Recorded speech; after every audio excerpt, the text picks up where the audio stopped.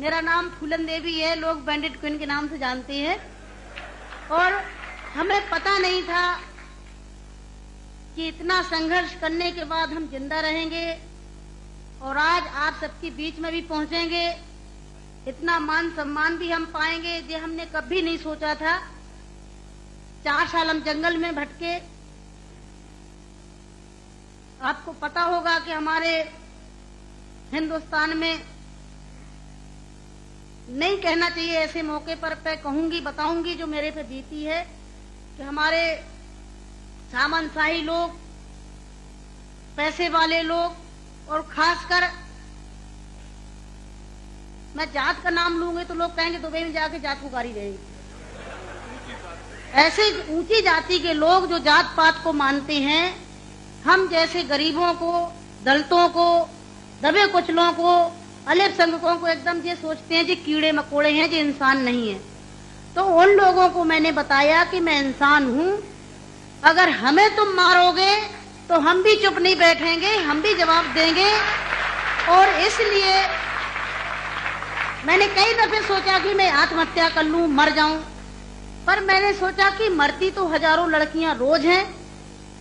बताओ, हमें डाकू के नाम से जानते हैं लोग, डाकू, फूलन देवी डाकू। बताओ, मेरी 4 हाथ पैर हैं। कहते चम्मिल घाटी की है, चम्मिल घाटी की। चम्मिल घाटी मेरी माँ बाप है। अरे मैं माँ बाप से पैदा हुई हूँ। मेरा कसूर यही है कि मैं झोपड़ी में पैदा हुई, गरीब परिवार में पैदा हुई, दबी कुचली समाज में पैदा हुई, तो हमें जीने का अधिकार है नहीं। मेरे भाई और बहनों, मैंने कोई बुरा काम नहीं किया।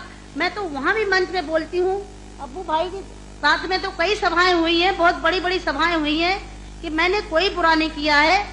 आपने सुना होगा, सुना का आप तो वहीं के सब रहने वाले हैं, कुछ हमारे भाई हैं यहाँ के, है कि एक सीता के कारण इतने बड़े जो रावण का आज तक पुतला फूंकते हैं, उसका यही कसूर था कि खाली एक औरत को उठा ले गया तो आज तक पुतला फूंकते हैं। मैंने क्या बुरा किया?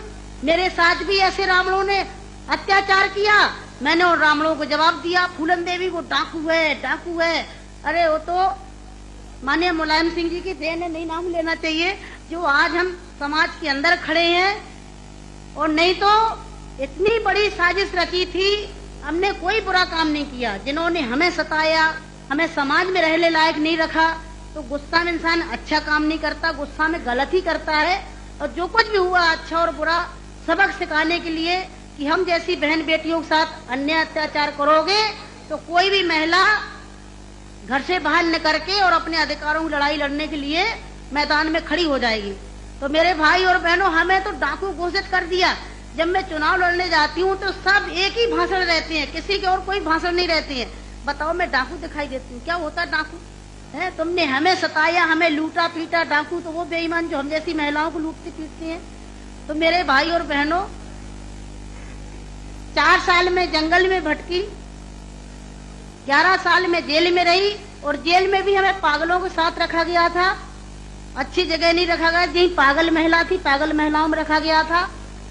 11 साल तक हमें जेल में रखने के बाद कोर्ट में पेश नहीं करा गया। और जब जेल से छोड़े गए तो बहुत बड़ा हमारे हिंदुस्तान में तूफान आया कि इतनी बड़ी डाकू को छोड़ दिया गया, बहुत बड़ा अन्याय हुआ। बस आप सबका प्यार था, आशीर्वाद था, कुछ ऊपर वाले की भी दुआ थी, जो आज आप सबके बीच में